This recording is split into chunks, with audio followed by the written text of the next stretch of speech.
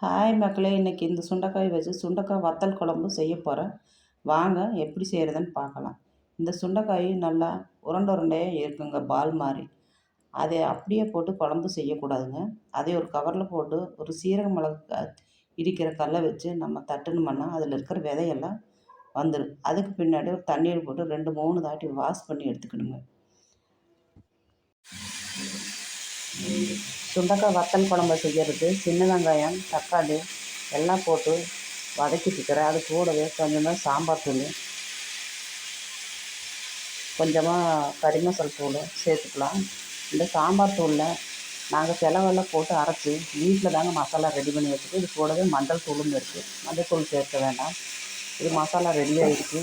அது கூடவே கொஞ்சம் தேங்காய் போட்டு அரைச்சி எடுத்துக்கிட்டோம்னா மசாலா ரெடிங்க சுண்டைக்காய் வத்தல் குழம்பு செய்யறதுக்கு. குழம்பு செய்யறதுக்கு ஒரு பாத்திரத்தை அடுப்பில் வச்சு எண்ணெய் ஊற்றி கருவேப்பிலை போட்டாச்சு.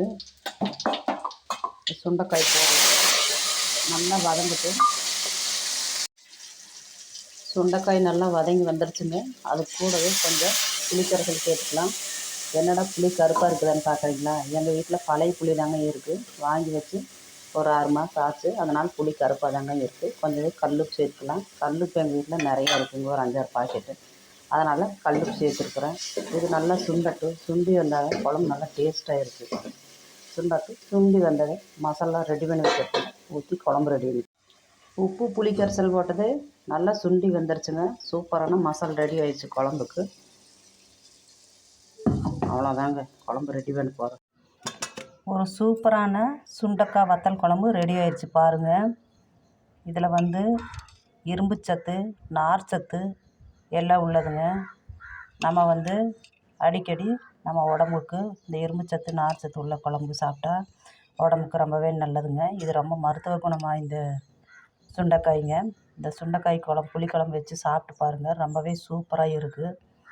முக்கியமாக வயிற்றில் உள்ள குடல் புண்களை ஆற்றி கொடுக்குது. பாருங்கள் எப்படி இருக்குன்னு, எவ்வளோ சுவையாக இருக்குன்னு. குழம்புல நீங்கள் சுட சுட சாதத்தில் ஊற்றி சாப்பிட்டிங்கன்னா சூப்பராக இருக்குங்க.